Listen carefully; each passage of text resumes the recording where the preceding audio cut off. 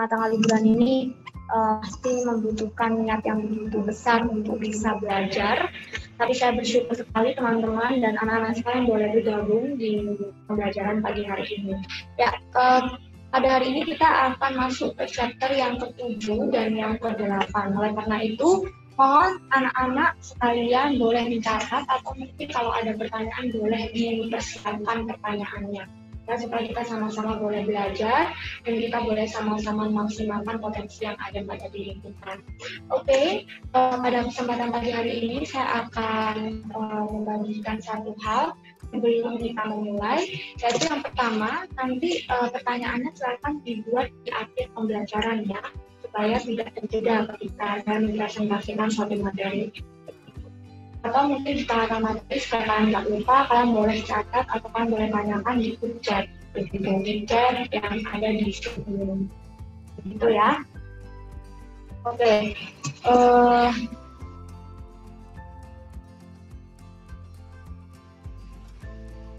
Saya akan mulai. Expressing ability atau yang disebut dengan ekspresi untuk menyatakan suatu kebiasaan. Ya, anak-anak sekarang pasti pernah yang melakukan kebiasaan-kebiasaan di dalam rumah dan pasti menemukan grammar atau bahasa Inggrisnya seperti apa ya. Hari ini kita akan bahas secara mendalam ekspresi yang biasanya kita gunakan. Oke.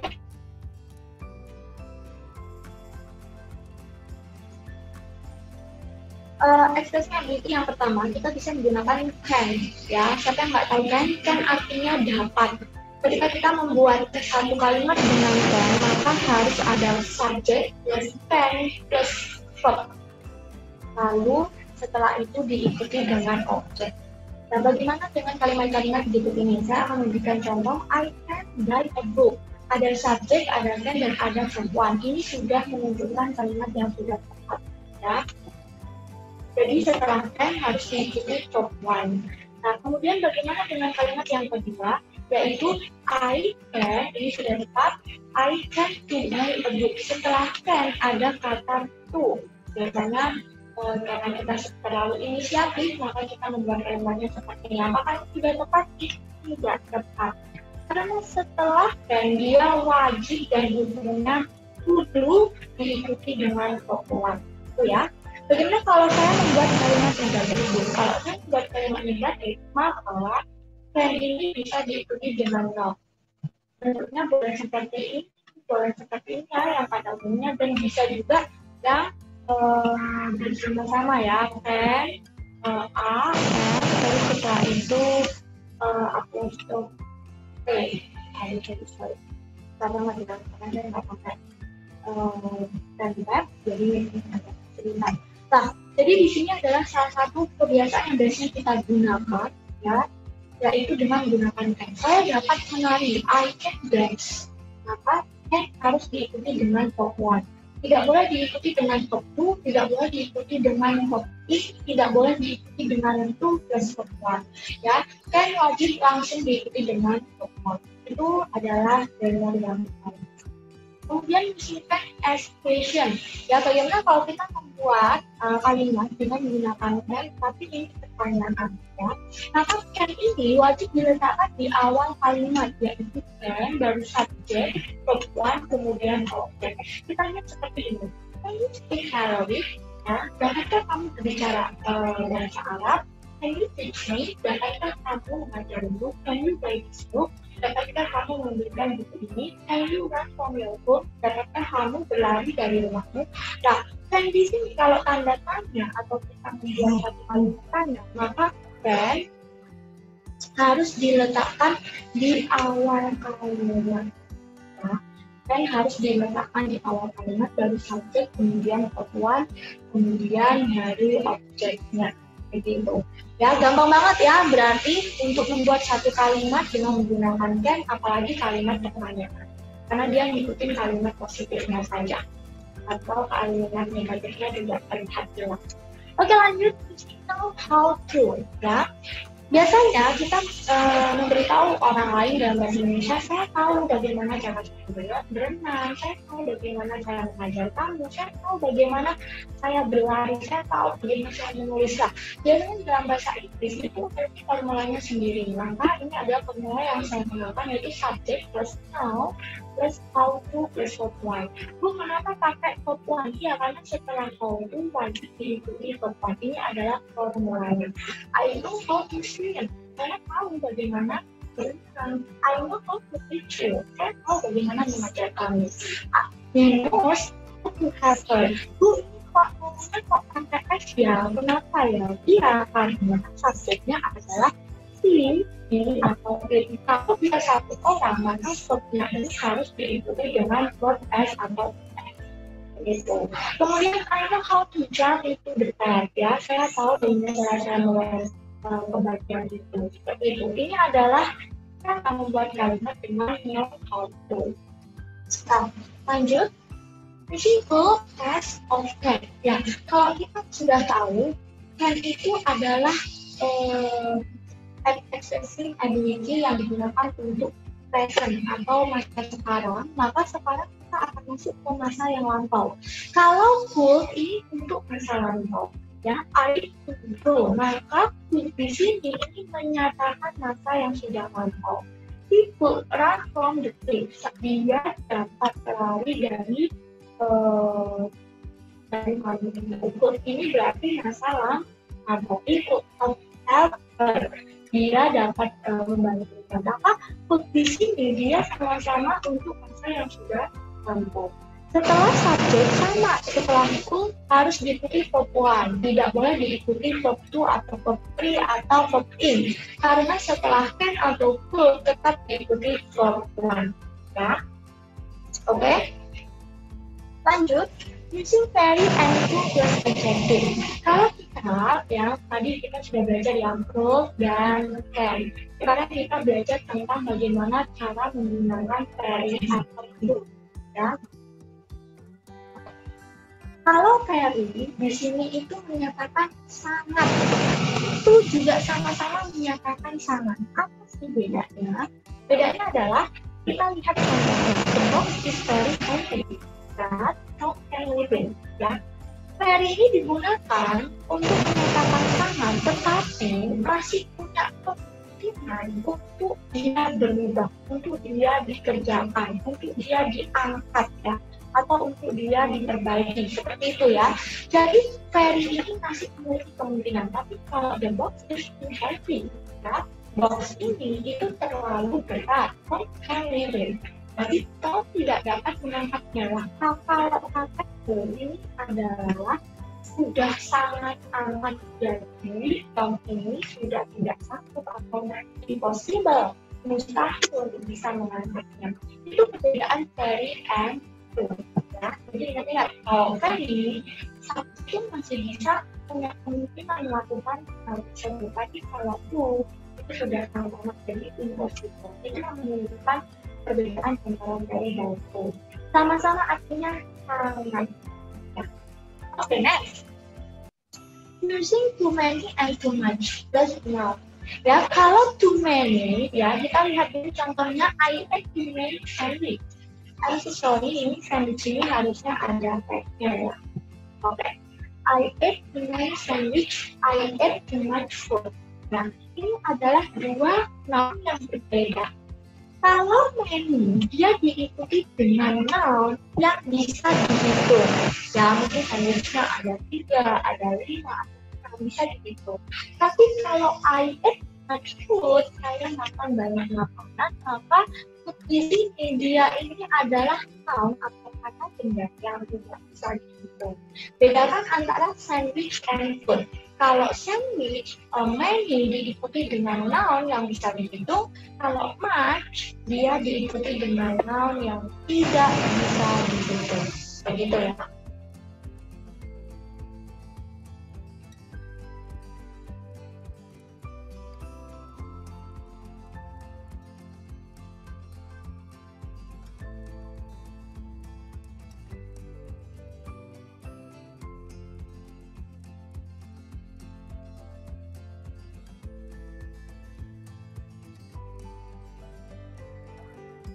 Oke, suara saya terdengar jelas atau tadi ada suara saya yang hilang?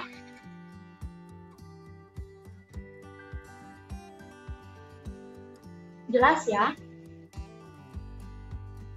Boleh diinfokan di grup chat kalau saya menghilang? Tidak ya? Oke, aman ya tadi? Oke.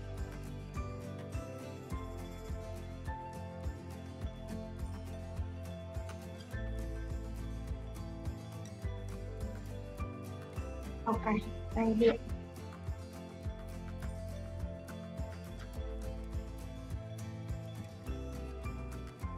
Oke ya, jadi using too many and too much itu dibedakan ya, saya ulangi. Kalau many diikuti dengan noun yang bisa dihitung, sedangkan kalau much dia diikuti dengan noun yang tidak bisa dihitung. Itu perbedaannya. Oke, lanjut. Oke, using to plus adjective plus infinitive. Nah, bagaimana Bu ketika saya menggunakan satu kalimat yaitu to yang diikuti adjective, tetapi saya bisa mengikuti dengan verb one-nya ya.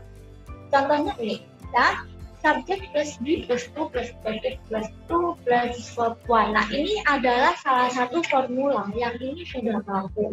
Karena kalau kita buat suatu kalimat ada adjektifnya, lalu kita mau ikuti dengan verb, maka kita harus memberikan penghubung to. Ya, kita lihat contoh yang pertama, Susi istri yang egois. Nah, Susi terlalu muda untuk pergi sekolah. Nah, otomatis di sini to ini harus diletakkan sebelum adjective.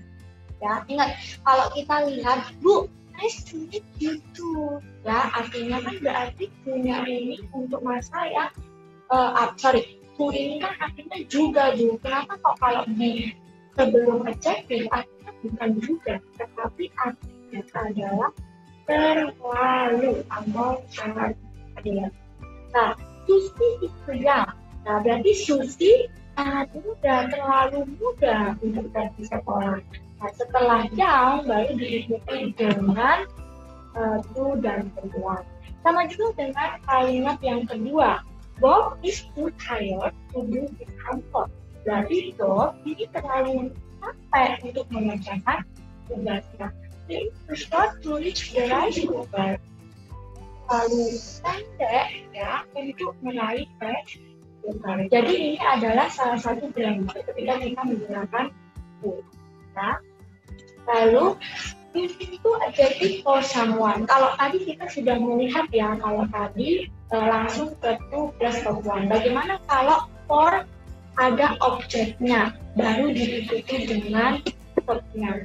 Kalau ada objeknya untuk seseorang, maka atau untuk satu noun, untuk satu objek yang dikhususkan, maka didahulukan dulu for-nya, baru diikuti dengan do-nya. Bu, saya mau balik lah. The dog is too noisy to study for me. Boleh nggak? Yang kurang tepat begitu, karena secara grammar dia harus diikuti dengan objeknya terlebih dahulu, baru verbnya begitu ya. Lihat dulu contoh ini, the box is too heavy for Bob to lift. Box ini terlalu berat bagi Bob untuk diangkat. Ini lebih enak dibandingkan the box is too heavy to lift for Bob. Yaitu kurang tepat kalimatnya. Yang lebih tepat ya di dalam satu grammar ini, maka ketika kita ada to adjective, maka for someone-nya ini didahulukan sebelum to plus verb one. Begitu. Nah, jadi ini adalah contohnya. Maka kalau kita buat kalimat, hati-hati, the box is too heavy to lift for Bob. Nah, tapi itu sudah tepat, biasanya tidak tepat, karena setelah adjective baru diikuti someone, kemudian to implement verb atau to plus verb one. Oke, lanjut. Using adjective plus enough. Ya, kalau kita membuat satu kalimat using adjective plus enough, maka enough-nya ini ada di belakang adjective-nya. Ya, contohnya adalah ini. He is old enough. Berarti dia cukup tua. Bacanya gimana, Bu? Bacanya dari belakang dulu, baru ke depannya. Dari enough-nya dulu, baru ke kata sifatnya. Kita lihat lagi dari kalimat yang kedua, the weather is warm enough.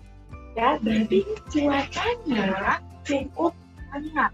Maka dari belakang dulu baru ke adjektifnya. Itu cara bacanya, tapi cara membuat kalimatnya itu enoughnya diletakkan setelah adjective atau setelah kata sifat. Begitu. Oke, kita lanjut. Using enough plus noun. Nah, kalau kita lihat di sini, I don't have enough money. I don't have enough time. Nah, enough ini bisa diletakkan di depan, tapi harus diikuti dengan nah. Contohnya, saya nggak punya cukup waktu. Saya nggak punya cukup uang. Berarti di sini enough ini harus diletakkan sebelum kata noun. Bu, boleh nggak saya buat I don't have time enough? Nggak tepat, salah. Nah, enough ini boleh diletakkan di belakang apabila dia adalah adjective. Tapi kalau dia berupa noun, maka enough ini harus disertakan sebelum noun atau sebelum kata bendanya. Begitu ya. Oke, ini perbedaannya tentang penggunaan enough bagi adjektif dan bagi noun atau kata benda. Lanjut, more plus noun. Sama juga dengan tadi, kalau enough itu sebelum kata bendanya, maka kalau more dia juga sama, dia diletakkan sebelum kata bendanya. I need more time, I need more money. Nah, Bu, boleh dong buat kalimat I need time more, boleh nggak? Salah, karena secara grammar more ini harus diletakkan sebelum noun. Nah, more enough diletakkan sebelum noun. Berbeda kalau dia adjektif. Nah, kalau enough sebelum untuk adjektif dia diletakkan setelah noun.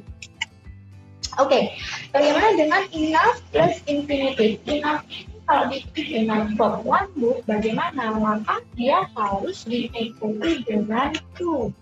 Nah, tadi saya sudah beri contoh, misal is old enough, di depan juga old enough ya. Nah, enough ini diletakkan di belakangnya adjektif, baru ada to dan verb one, kemudian objektif.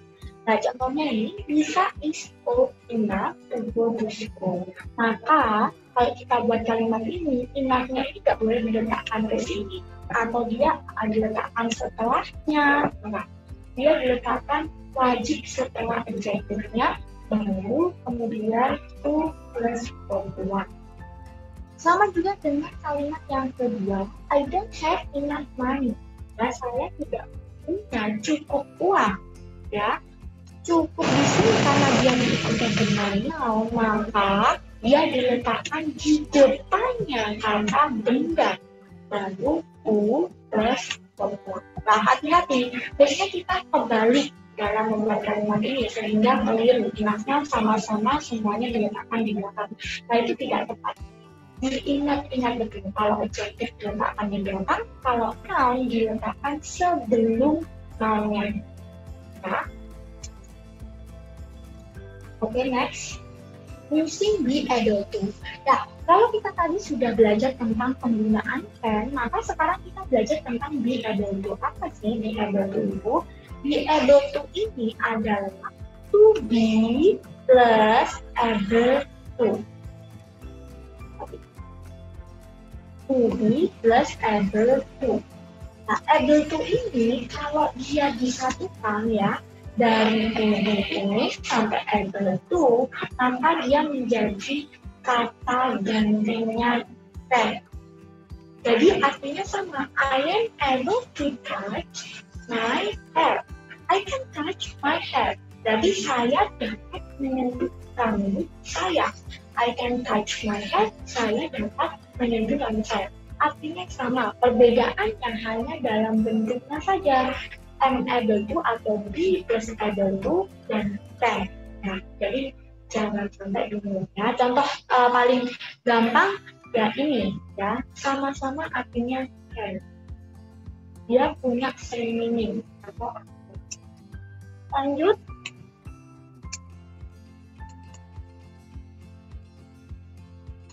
Apa nih?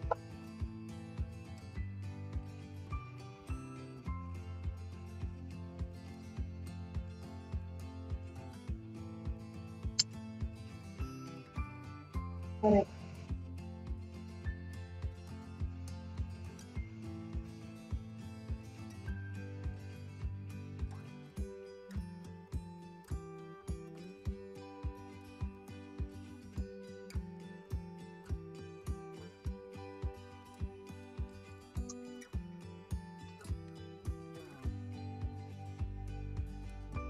Oke ya, jadi itu yang untuk sesi ke-7. Kita akan lanjutkan ke sesi yang selanjutnya, yaitu sesi yang ke-8.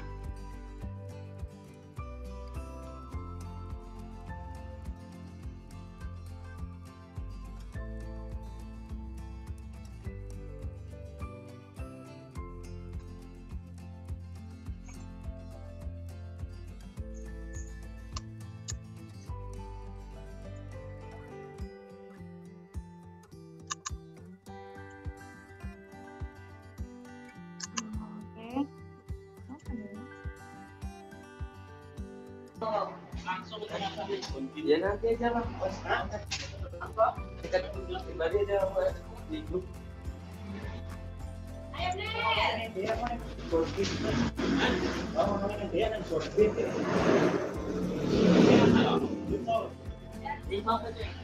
Aku juga.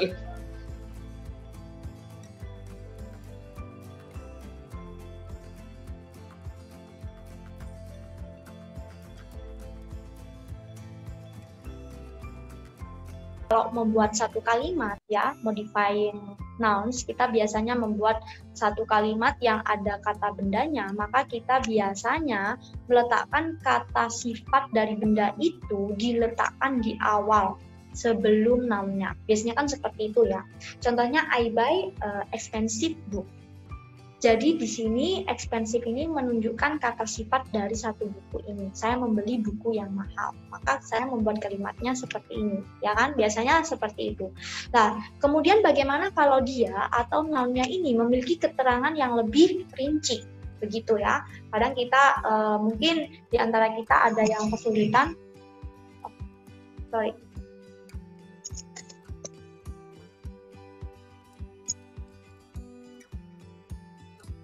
Oke ya, mungkin di antara kita ada yang kesulitan untuk mengecek apakah grammar kita sudah betul atau tidak, begitu.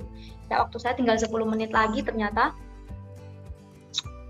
Oke, kita lihat di sini contohnya, I buy expensive grammar book. Maka ini artinya saya membeli buku grammar yang mahal. Nah, grammar ini sama-sama menunjukkan satu kata yang keterangan dari bukunya, maka dia diletakkan di sebelum noun-nya. Nah, bagaimana kita lihat dulu di yang selanjutnya, ya, what's the order of adjective?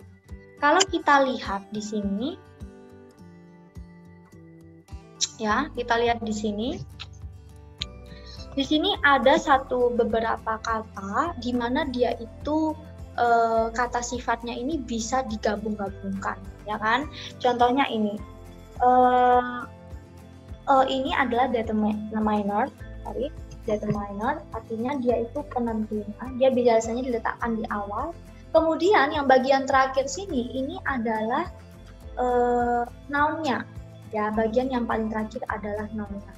Nah, untuk saya menentukan cara saya membuat satu kata benda yang diikuti dengan kata sifat, tetapi dia tetap tepat, ya, kata sifatnya karena lebih dari satu mungkin, maka saya harus mengingat bagian ini, begitu ya, harus mengingat urutannya. Jadi biasanya kita harus mengingatnya seperti ini. Yang pertama adalah determiner, atau penentunya yang menunjukkan jumlahnya atau sebuah, ya, atau kepemilikan, itu namanya determiner. Sedangkan kalau observation ini adalah yang menunjukkan sifatnya. Ya, contohnya di sini beautiful, expensive, ya, delicious. Ya, ini adalah kata-kata di mana dia menunjukkan sifatnya secara observasi. Kalau dilihat atau diamati, begitu, maka dia masuk ke bagian ini. Kemudian bagaimana dengan physical description-nya? sorry. Nah, di sini ada beberapa, yaitu ada size, shape, age, color. Nah, size ini kalau dia besar, maka saya boleh memberikan kata big terlebih dahulu. Contohnya, our big old English sheepdog. Nah, maka di sini ya kita lihat di sini mana ya? Ini saya.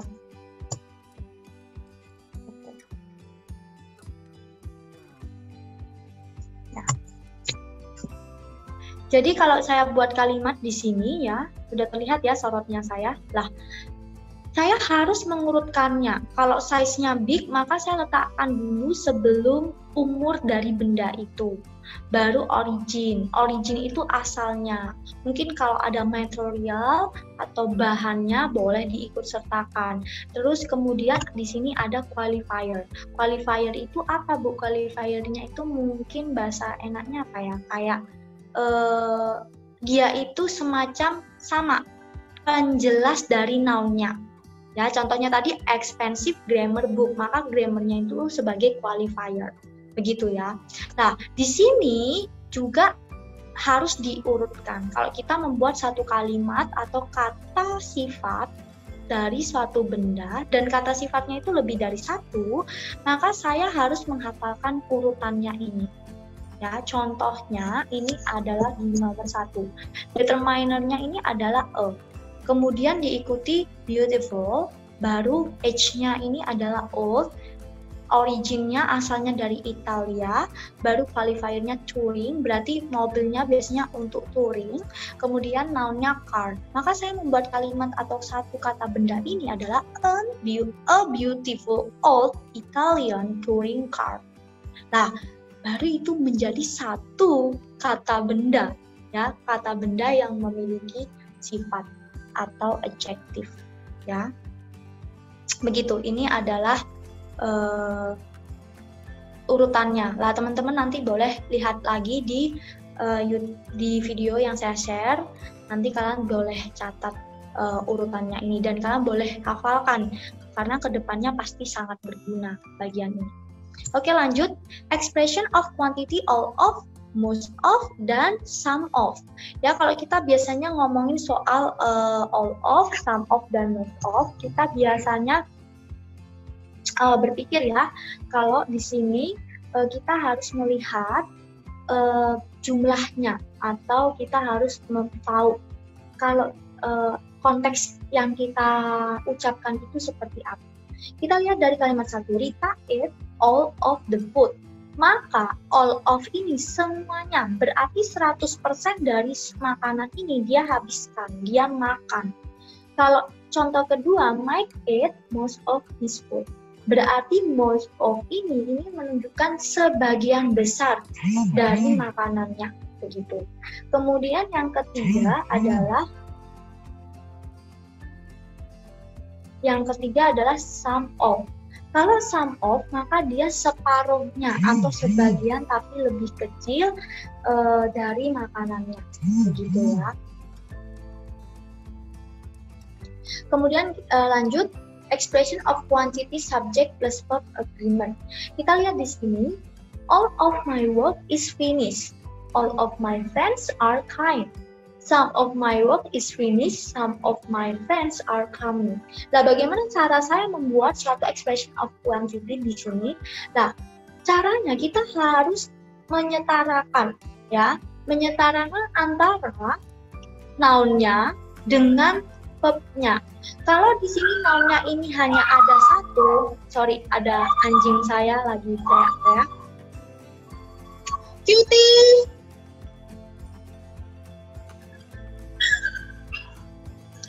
Cutie.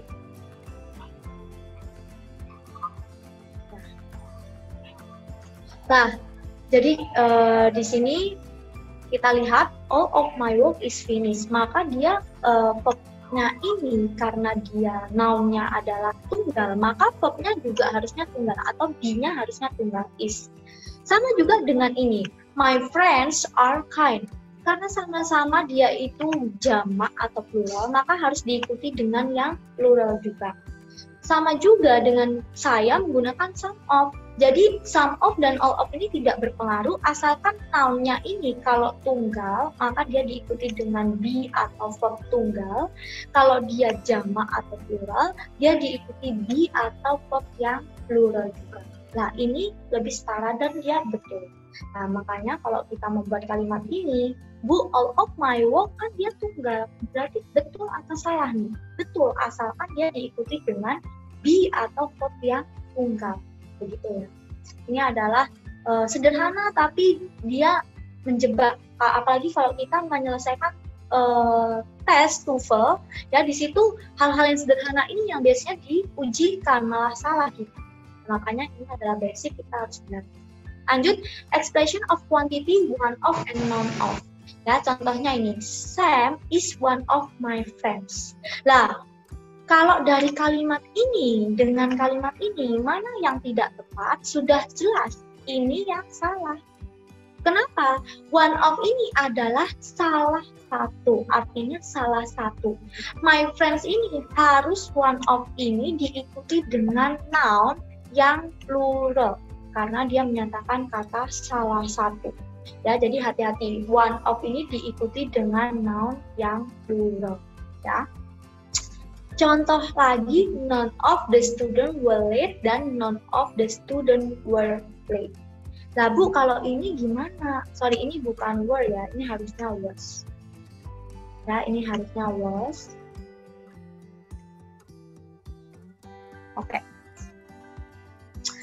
Nah, kalau kita lihat ini, none of ini artinya tidak satu pun, atau bahasa kerennya not one of.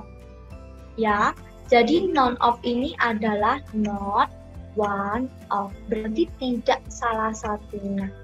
Berbeda dengan yang di atas. Kalau yang di atas dia harus diikuti dengan noun yang plural, yang lebih dari satu.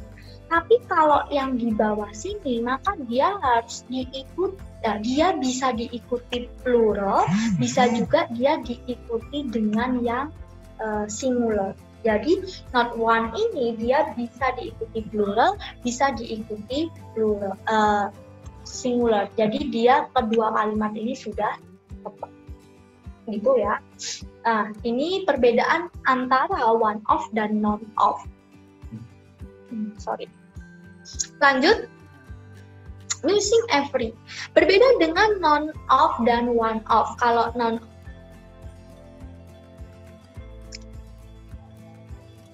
Ya, saya ulangi lagi, saya lanjutkan. Berbeda dengan tadi ya. Kalau tadi kita belajar tentang all of dan most of ya.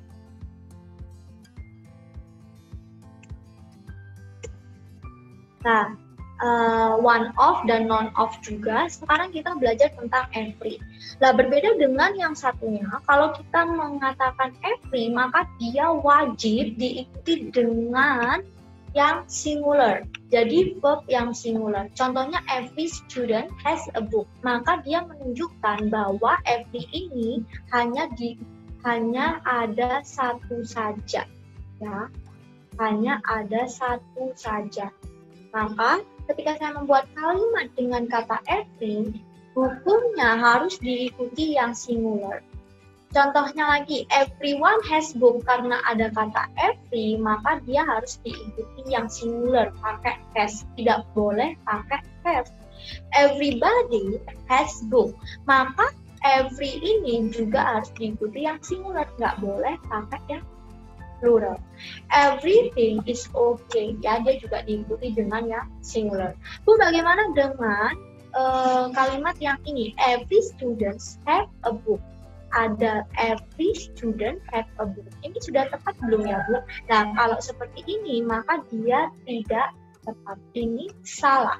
Karena apa? Karena every wajib, ya, wajib diikuti dengan singular noun dan singular verb. Kalau udah nounnya singular maka verbnya juga diikuti singular. Begitu ya. Oke, next. Bagaimana ketika saya menggunakan kalimat ya yang menggunakan plus? Di sini adalah milik siapa, ya, artinya dalam bahasa Inggris adalah milik siapa. Nah, kita lihat di sini hampir sama dengan question yang lainnya, question yang lainnya itu hampir sama kayak what, where, where ya. Tapi yang membedakan adalah dia menanyakan tentang kepemilikan. Contohnya, whose book is this? Maka milik siapa buku ini? Nah, book di sini kan satu jumlahnya, maka ini juga harusnya memiliki untuk yang singular saja. Bagaimana kalau dia plural? Kalau plural, maka dari nounnya sampai ke D-nya, kemudian objeknya, maka dia tetap menggunakan yang plural. Jadi semuanya ikutin. Kalau dia singular maka di singular verb, kalau plural maka dia di plural. Begitu ya. Jadi dia setara. Nah, biasanya kita salahnya di bagian ini. Saya sudah mengeluarkan notebook, maka saya karena saya mikirnya dia milik siapa buku ini, maka S-nya ini biasanya saya hilangkan atau saya lupa dengan A-nya dan sebagainya. Itu keliru. Jadi dia tetap ada booknya, ada S-nya, begitu ya. Ya, tetap jadi ada S-nya, gitu. Oke, kita lanjutkan. Nah, connective noun. Nah, kita sering sekali tahu atau menggunakan connective noun, yaitu and atau or. Apa sih yang membedakan and dan or? Kalau and ini adalah connective noun, connective atau kata tindakan bisa dua kata tindak atau lebih ya. Tapi kalau or dia harus diikuti hanya dua kata tindak saja. Contohnya di sini adalah I read, Harris book, and Lunas book. Maka saya menggunakan and untuk dua kata benda yang berbeda. Boleh? Boleh. I read Harris book di tasbuk and Lunas book. Lebih dari dua atau tiga kata benda yang berbeda. Boleh? Boleh. Kalau tiga kata benda, maka saya sudah menggunakan connective-nya and. Ya. Tapi kalau or, nah ini biasanya kecenderungannya yang pada umumnya dia digunakan untuk dua benda yang berbeda untuk menambah dua benda yang berbeda. Contohnya air harus or kita membaca bukunya Henry atau bukunya berbeda. Oke, lanjut.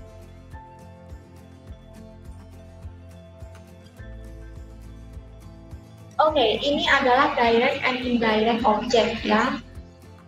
Yang bagian ini agak susah, jadi bisa di tengah kita ini. Dan contohnya gini, I write a letter to Alex, I wrote Alex a letter, I wrote to Alex a letter. Kira-kira dari tiga kalimat ini, mana kalimat yang tidak tepat atau mana kalimat yang salah? Kalimat satu, dua, atau tidak? Boleh komen di grup chat ya, boleh di komen di grup chat. Kira-kira dari tiga kalimat ini mana kalimat yang tidak tepat?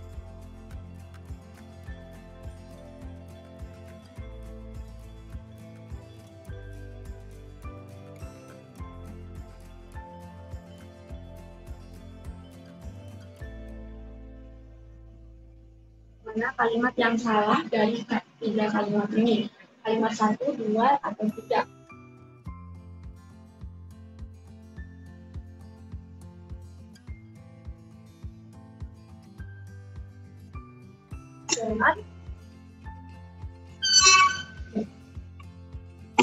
Oke, thank you Cecilia.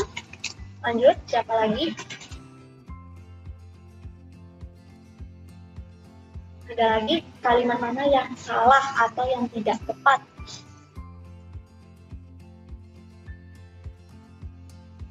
Mbak Cecilia saja yang menjawab. Yang lainnya mana nih?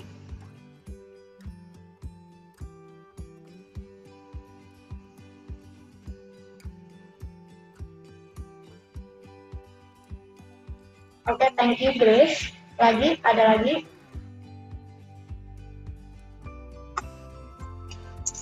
Ada jawaban lain selain 3 dan 2? Atau mau menulis kalimat yang pertama yang salah?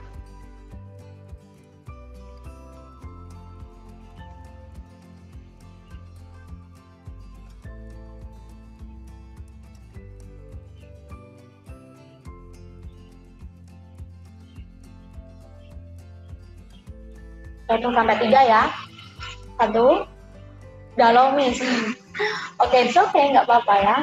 1, 2, oke, 3 ya. Oke, saya jelaskan.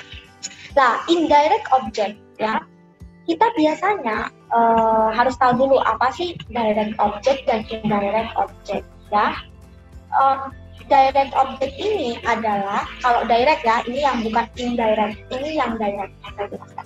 Kalau direct object, dia akan menjawab pertanyaan apa dan siapa. Ya, ingat-ingat. Kalau kita membuat satu pernyataan atau kalimat, kita harus membedakan apakah ini direct object atau indirect object. Ada dua perbedaan yang signifikan, dia beda-beda tipis dan buat galau, buat bingung. Tapi kalau kita buat kalimatnya seperti ini, ternyata keliru di dalam bahasa Inggris, dan hati-hati ya. Yaitu direct object dan indirect object. Kalau direct object, dia ya menjawab pertanyaan apa dan siapa, apa atau siapa ya.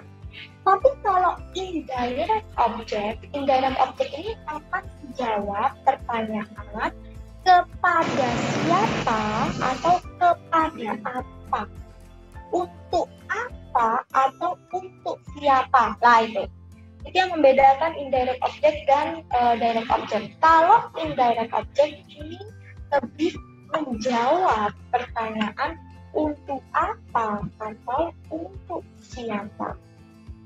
Kemudian dalam membuat satu kalimat, ketika kita sudah tahu itu adalah indirect object atau direct object, kita baru bisa meletakkannya dengan tepat, gitu ya. Ingat, dalam kita membuat satu kalimat ya, ada tatanan atau hierarki atau tatanan ketika kita membuat kalimatnya. Ya, contohnya di sini I write a letter. Ya, sorry. I write a letter to Alex. Ya, saya simpan dulu yang kalimat pertama ini. Kira-kira karena nggak ada yang menjawab ini ya, jadi saya simpan dulu begitu. Saya langsung lihat di nomor kedua, I wrote Alex a letter. Kira-kira boleh nggak? Ya, tadi ada jawaban bisa Bu. Oke, boleh. Ya, simpan dulu juga yang jawaban Inggris.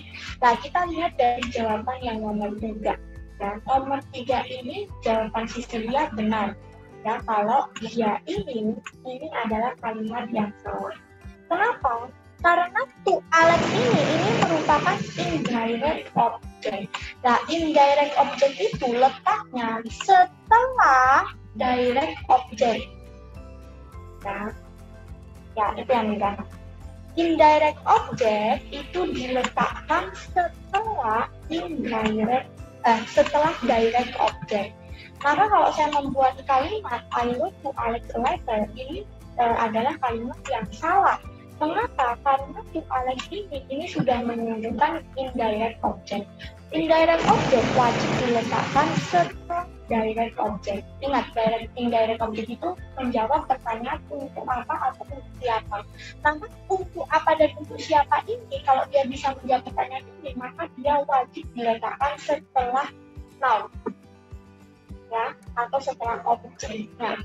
Nah, biasanya setelah kalau direct object I wrote, baru diikuti noun-nya atau objeknya langsung. Nah, pernyataan yang nomor 1 ini sudah tepat atau betul karena dia adalah direct object, dan direct object biasanya diletakkan setelah kata-kata berjanji. Begitu. Baru nanti setelah ada direct object baru diikuti indirect object. Itu yang membedakan pembuatan kalimat. Maka kalimat yang ini udah jelas salah. Kemudian bagaimana dengan kalimat kedua, Bu? I wrote Alex a letter. Nah, Alex di sini saya menulis Alex sebuah surat. Nah, ini boleh nggak? Boleh, karena dia di sini Alex ini sebagai objeknya. Jika Alex ini sebagai objeknya. Tapi tidak tepat kalau dia sebagai untuk siapanya. Nah, makanya kalau nomor 2 ini ada orang yang buat ini, dia betulkan, tapi kalau saya rasa ini kurang begitu, karena menurut grammar ya yang lebih tepat direct object ini baru indirect, diikuti dengan diberikan tanda hubung untuk ya. Jadi kalau item Alex letter, nah ini itu merupakan dua noun. Nah, dua noun ini boleh ketika dia memang nggak ada bunyi. Tapi kalau saya ini hati-hati dengan membuat kalimat modern, saya lebih hati-hati kalau membuat kalimat yang kedua, karena ini bisa jadi saya keliru begitu ya. Untuk beberapa kalimat, contoh kalimat yang ada ya. Jadi nomor 1 dan 2 ini bisa nggak? Bisa. Tapi nomor yang ketiga ini sudah nggak boleh. Karena nomor 3 ini sudah keliru, sudah tidak tepat, begitu ya. I wait for Alex later. Nah, untuk Alex ini menunjukkan untuk siapa dan dia merupakan indirect object. Nah, Alex di sini yang di bagian 2 kenapa boleh? Karena dia sebagai objeknya langsung, sebagai direct object. Ya, dia tidak sebagai indirect begitu, makanya dia boleh. Dan Alex letter ini merupakan satuan baru bisa. Tapi kalau kita harus hati-hati, apakah benar ini indirect atau ini jangan-jangan bukan direct tapi indirect. Nah, itu yang menjadi was-was. Makanya kita kalau buat kalimat lebih enak kita menggunakan dengan formula yang nomor 1, dan ini lebih tepat. Ya, ini tepat Alex Alex. Saya menulis sebuah surat ini Alex begitu ya. Nah, itu yang membedakan indirect object dan direct object. Itu kok susah ya? Nggak susah ya. Ya, untuk indirect dan direct memang agak sulit, makanya kita harus mengerti banyak. Pokoknya perbedaannya kalau direct itu menjawab pertanyaan apa dan atau siapa. Tapi kalau indirect itu menjawab pertanyaan untuk apa dan untuk siapa. Itu yang pertama. Lalu yang kedua, untuk direct sendiri dia biasanya diletakkan setelah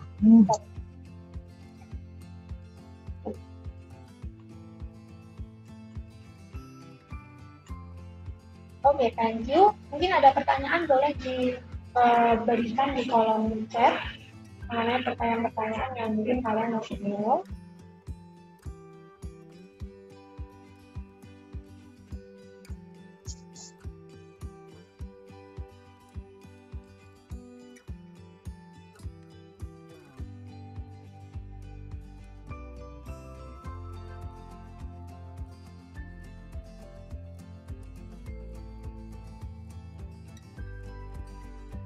Sudah cukup?